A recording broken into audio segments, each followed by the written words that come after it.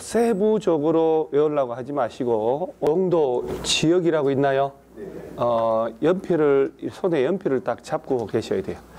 그냥 이렇게 있으면 여러분들 100% 집중 못해요. 그리고 딴 생각하고 졸고 그럽니다.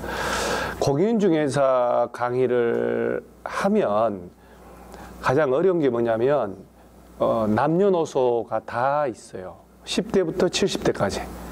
정말 다양하잖아요. 자격증은 딸 수는 있지만 개업을 할 수 없다는 거죠.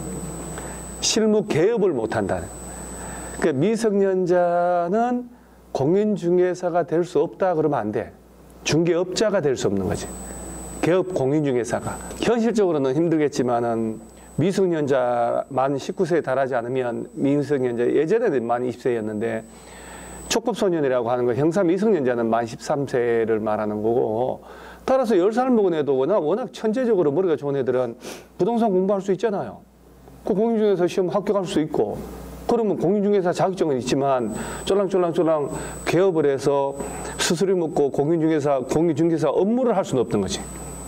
무슨 말인지 이해 가죠? 이런 거 다 중개사 법령의 시험에 나오는 거지, 사실은. 그래서 이게 한 2-3달 정도는 훈련을 하셔야 돼요. 집중 잡고 하려고 그러고, 메모하려고 그러고, 막 해야 돼. 그 31페이지에 용도 지역 제도라고 있는데, 이게 이제 용도 지역 법적 개념. 그리고 이제 일단 이런 처음 배울 때는 얘네들을 외우는 게 아니라 용도 지역이 뭐야?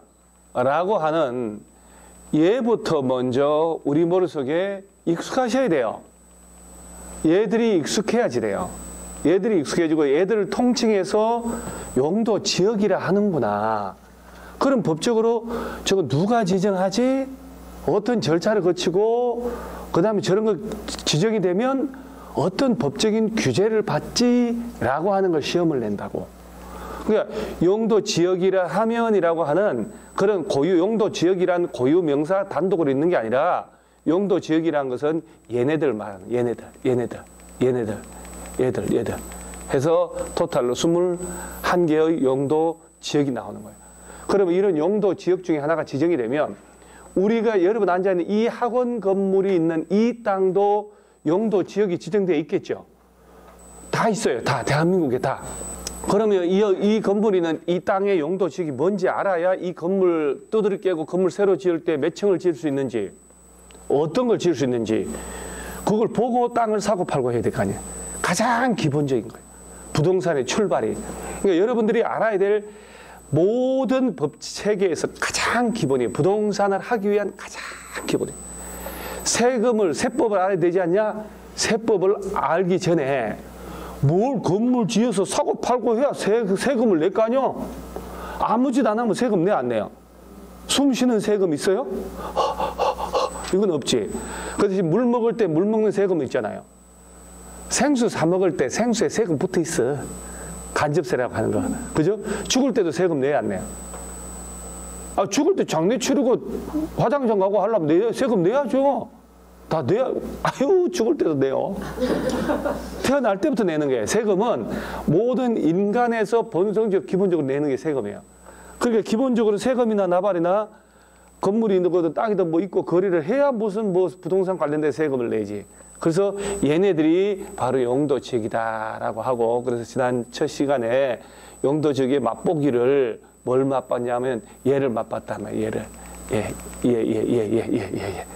그래서 일단 머릿속에 그것도 체계를 잘 이해를 하셔야 되는 게, 도시지역, 관리지역, 농림, 자연환경 보전지역이라는 놈하고 주상공록이라고 하는 놈은 학렬이 다르다고, 학렬이. 그러니까 이거는 이제 PPT 화면 막 넘어가니까 이게 이제 가장 좋은 건 사실은 칠판에다가 강의하는 게 제일 좋거든, 사실은요.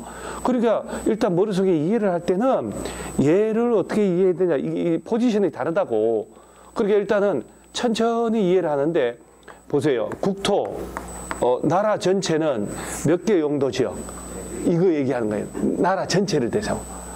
그리고 특정 지역을 도시지역으로 지정하잖아, 도시지역. 서울시는, 서울특별시는 100% 도시지역이라고 지난주에 살짝 보여줬죠. 그러니까 서울특별시가 도시적이니까, 부천시가 도시적이니까 도시지역 안에는 다시 주거, 상업, 공업, 녹지지역이라는 게 존재한다 이 말이에요. 그러니까 모든 법을 배울 때는요, 그 제도를 먼저 이해를 하셔야 절대 현혹되면 안 되는 게, 유튜브 짤강 올릴 때 그놈들을 보면 짧게 눈에 혹하게 하려고 암기 타타타 할 수 있도록 만들어서 올리는 거예요.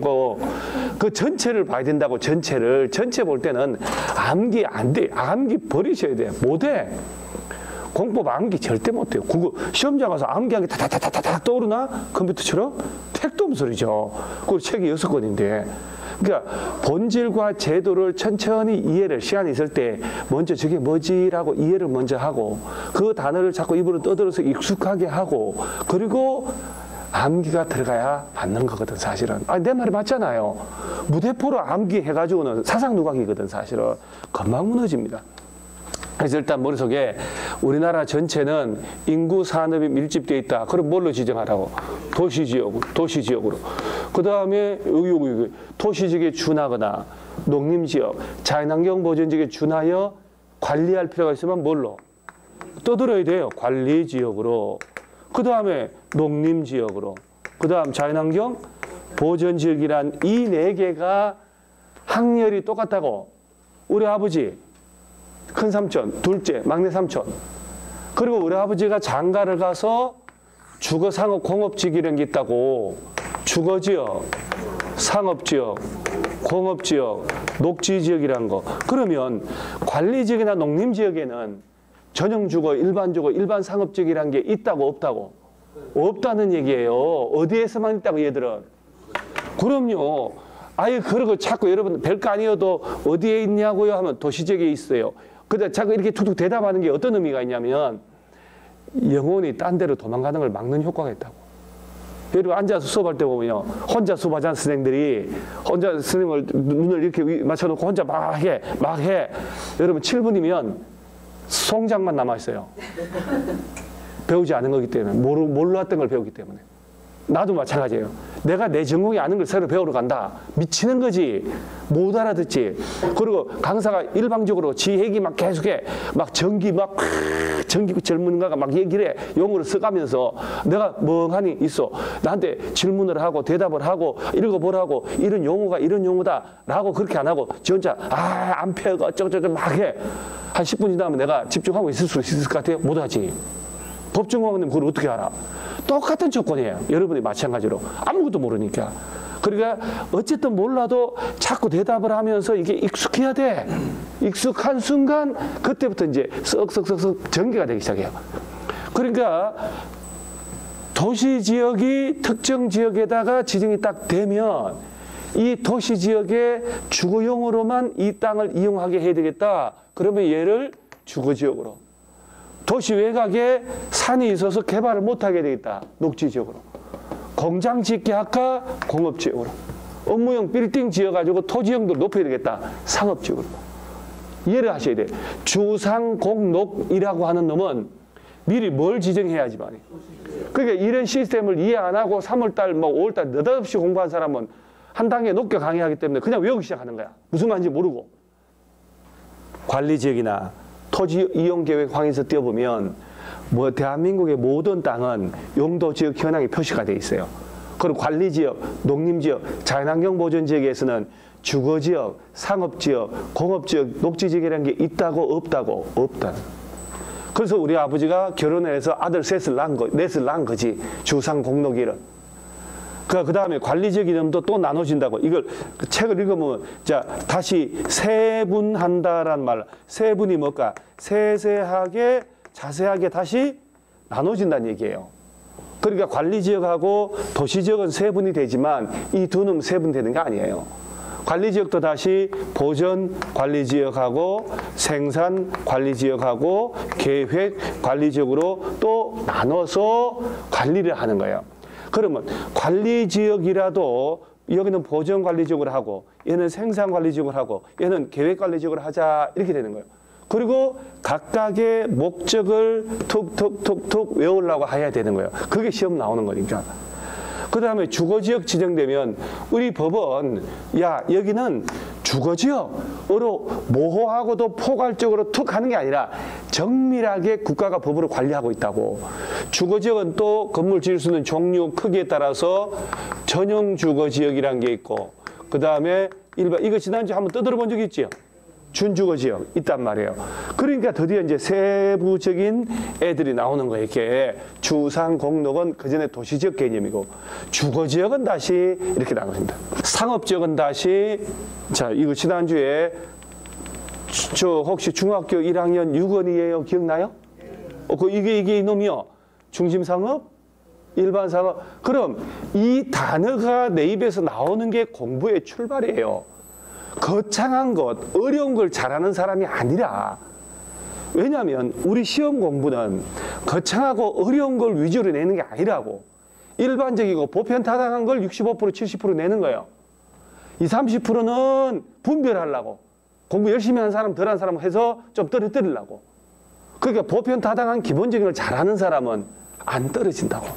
그래서 기본적으로 상업지역이라고 하는 놈은 다시 보세요.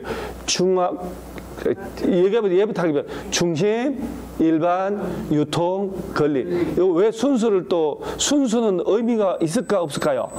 있어요. 그래서 내가 저는 중학교 1학년 6원이 이렇게 해놓으면 훨 낫지.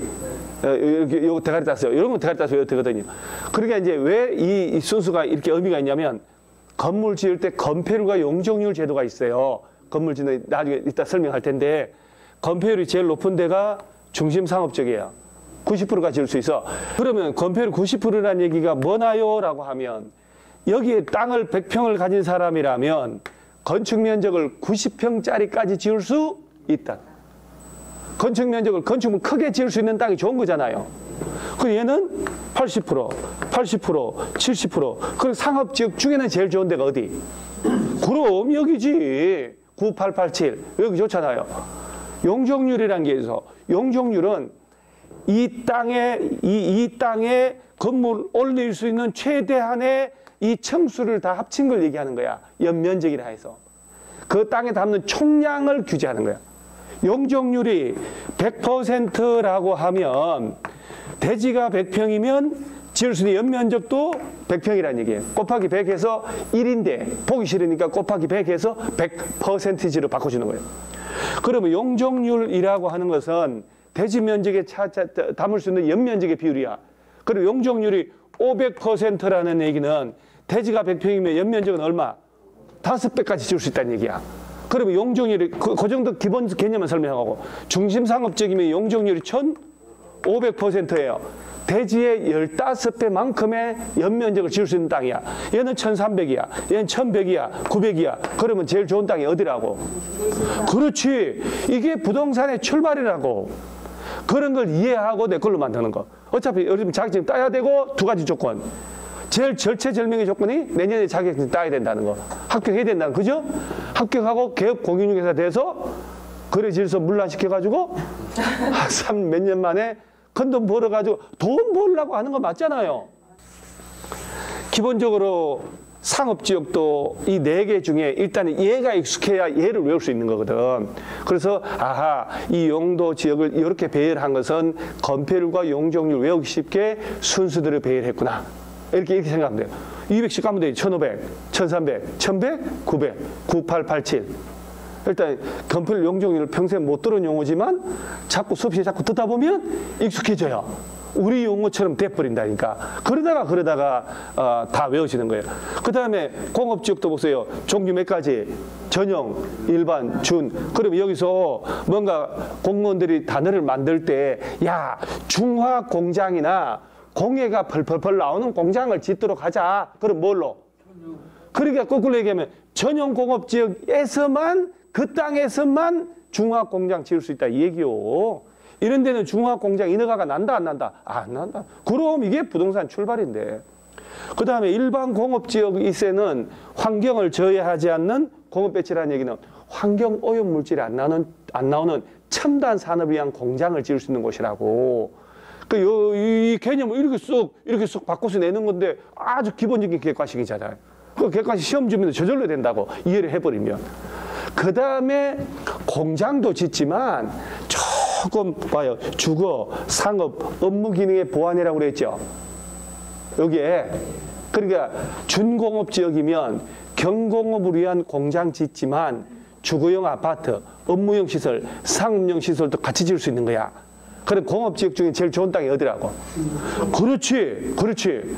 당연히 용적률도 300%, 350%, 400% 제일 높다고. 따라서 공업 지역에서 개개인들이 국가 말고 땅 사서 투자하고 건물 사서 투자하고 싶다. 이 셋 중에 어디? 여기지, 여기. 주거용, 상업용, 업무용 시설도 지을 수 있는 땅이니까. 그래서 공업지역 중에 유일하게 준공업지역에서만 아파트를 지을 수 있어요. 요새 아파트 떴잖아. 아파트. 우리가 이런 거하고 분리할 수가 없잖아. 그래서 아파트를 지을 수 있는 곳 골라봐라, 없는 곳 이렇게 나온단 말이야, 시험에서. 그리고 당연히 요 두 군데는 아파트 지을 수 있게 한다, 못하게 한다. 못해. 요것도 아파트 지을 수 있다. 그 녹지 지역도 보전 녹지, 생산 녹지, 자연 녹지 몇 개?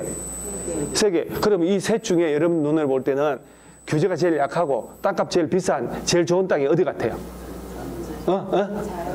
괜찮아요. 이거 막 떠들으라고 그랬잖아요. 막 떠들어야지. 그렇게 가만히 있으면서 숨 죽여가면서 수업 시간 3시간, 4시간 지나고 집에 가봐야 남는 거 아무것도 없어. 요게 제한적으로 개발도 가능한 녹지다. 이렇게 얘기를 하는 거예요. 이렇게. 제한적 개발 가능하다. 무슨 녹지? 자연 녹지. 그래서 제일 규제가 약한 땅이 좋은 땅이에요. 요거는 딱 봐도 딱 길이 보존한다는 얘기 아니야. 뭔가 보존할 필요가 있겠지. 그 도시지역 안에도 보면 빼어난 자연환경이 있고, 그 다음에 경관, 산, 녹지가 있을 때 뭘로 지정?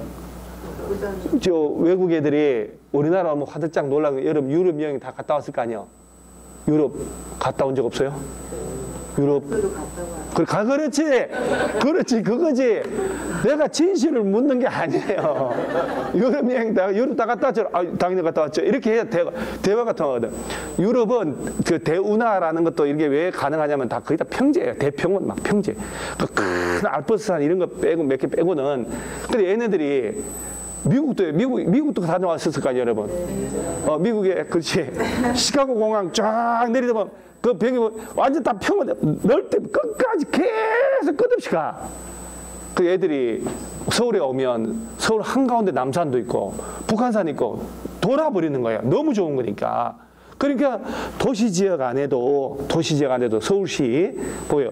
도시에 자연환경이 빼어난 곳이 있을 거 아니야. 경관이 아름다운 곳, 산, 녹지공간, 공원이 있을 거 아니야. 그러면 이 상태로 산이 있고 공원이 있다는 것은 뭘로 지정했다는 얘기예요? 녹지라도 보전 녹지 지역으로 지정되어 있으니까 이 상태가 유지되는 거지. 그러면 보전 녹지로 묶었다 하더라도 이걸 위해서 얘를 3종 일반적으로 용도가 바뀌어버리면 싹 다 밀어버리고 건설회사가 아파트 짓지. 아파트 짓지. 당연히. 틈만 나면 아파트 집 분양해 먹으니까.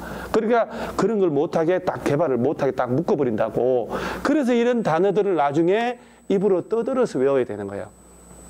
그 다음에 생산 녹지는 뭘 제품 생산하는 게 아니고 농사 짓게 하려고. 봐봐요. 뭐라고 돼 있어? 무슨 생산? 그 농업적 생산을 위하여 개발을 유보 못하게 하려고. 무슨 녹지? 생산 녹지. 그럼 아주 초보적인 것부터 해야 돼. 그 다음에 뭐 저 녹지 공간으로 보존하지만 불가피하게 제한적으로 모두 허용된다고. 그래, 녹지 지역 중에 제일 좋은 데가 어디? 자연 녹지. 자, 그러니까 자, 녹지 지역은 보전 녹지, 이걸 떠들어요. 보전 녹지, 생산 녹지, 자연 녹지, 보생자. 이렇게 뭔가 광동탕처럼 몸에 보약 같은 느낌 들잖아요. 그 산신령이 보생자 이렇게 이렇게 연습을 이렇게 해보는 거 재미나게. 그러니까 자, 이제 관리 지역은 다시 종류가 몇 가지? 보전 관리, 생산 관리, 계획 관리. 이 셋 중에는 제일 좋은 땅이 어디 같아요? 느낌에. 자, 봐봐. 왜 계획 관리 지겠냐면 얘가 나중에 도시적으로 편입이 가능한 거야. 도시 지역의 인구는 늘어나는데 땅이 모자라잖아요. 그 주변의 관리 지역 중에 계획 관리 지역을 도시적으로 바꾼다고. 그러면 관리 지역에 땅 투자하고 싶으면 어디에 투자해야 돼? 여기가 제일 비싸요. 왜냐하면 관리 지역은 다 건폐율이 다 20%거든. 계획 관리만 40%까지 줘요. 그 다음에 용적률도 다 80%밖에 안 되거든. 얘는 100%까지 준다니까. 그러니까 이런 거 하나하나 들어서 내 걸로 만드는 자체가 공부의 시작이라고. 그래서 관리지역 중에 제일 좋은 데가 어디? 여기가 객관식에서 우글우글 나오는 거예요. 이 새끼가. 계획관리지역이. 주구장창 나와 앞으로도. 계획관리 개발행위가 제한도 나오고 하면 지구단위 쪽에 나오고 막 아주 우구조금 나온다고. 이게 그만큼 중요하다는 얘기지. 그 다음에 농사 짓게 하려고 잘 보면 농업지역으로 지정하기는 곤란한데 농업지역과 유사하게 관리하고 싶은 게 생산관리. 자연환경 보존지역으로 지정하기는 그 정도는 아니지만 그와 유사하게 관리하려고 지정하는 게 보존관리지. 그래서 도시적으로 편입하기 위한 것이 어디? 계획관리지역, 보생계. 그 다음에 우리가 얘기한 농림지역, 자연환경 보존지역. 그래서 기본적으로 보면 얘네들을 통칭해서 뭐라고 하냐라고 하면 이게 용도 지역이다. 이렇게 얘기를 하는 거예요. 용도 지역. 그래서 일단 머릿속에 국토 전체는 몇 개 용도 지역? 도관, 농자.